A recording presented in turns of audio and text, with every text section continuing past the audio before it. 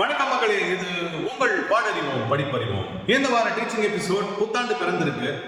போன வாரம் என்ன படத்துலேருந்து பார்த்தோமோ பாட்டு, அந்த படத்துலேருந்து தான் இன்னொரு பாட்டு, ஒரு டபுள் பொனான்சா அப்படின்னு சொல்லலாம். காரணம், அமரன் திரைப்படம் எல்லாருமே ஒரு மாதிரி கட்டி போட்டிருக்கு, அதுலேருந்து மீட முடியலை அப்படிங்கிறதுனால போன வாரம் ஹே மின்னலை பாடல் பார்த்தோம். இந்த வாரம் வெண்ணிலவு சாரல் நீ அப்படிங்கிற ஒரு அழகான ஒரு டுவேட் தான் பார்க்க போகிறோம்.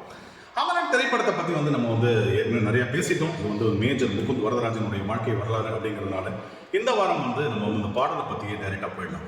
பாடல் யுகபாரதியின் உண்மையிலேயே ஒரு அழகான ஒரு காதல் வரிகள் அப்படின்னு சொல்லணும்.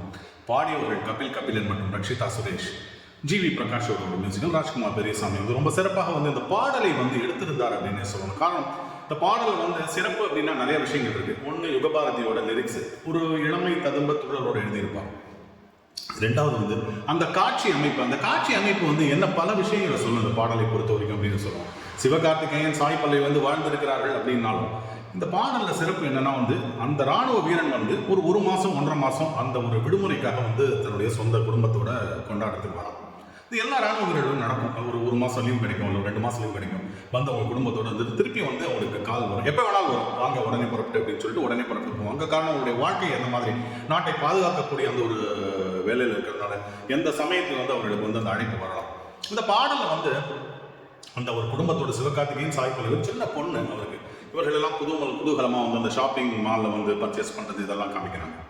அடுத்ததாக பொங்கல் பண்டிகை சிவகார்த்திகேயன் தனது தாய் தந்தையரோடு சேர்ந்து பொங்கல் கொண்டாடுகிறார் அப்படின்னு காமிக்கிறாங்க.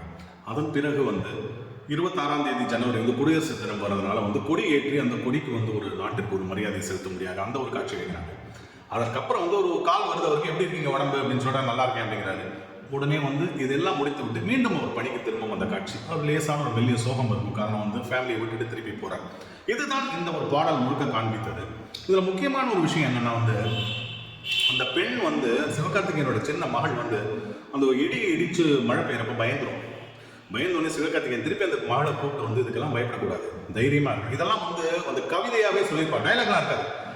ஒரு ராணுவ வீரனுடைய மகள் நிச்சயமாக தைரியத்தோடு இருக்க வேண்டும், அச்சம் இருக்கக்கூடாது அப்படிங்கிறது அதை சொல்லி வளர்ப்பார், ஊட்டி வளர்ப்பார் அப்படிங்கிறது ரொம்ப அழகாக காண்பித்திருப்பார்கள். இந்த பாடல் வெண்ணிலவு சாரலியோட சிறப்பம்சம் அந்த பெண்கள் எந்த விஷயத்துக்கும் பயப்படாம தைரியத்தோடு போராட வேண்டும் அப்படின்னு சொன்னதாகத்தான் நான் இந்த பாட்டை பொறுத்த வரைக்கும் எடுத்துக்கிறேன் அப்படின்னு சொல்லலாம்.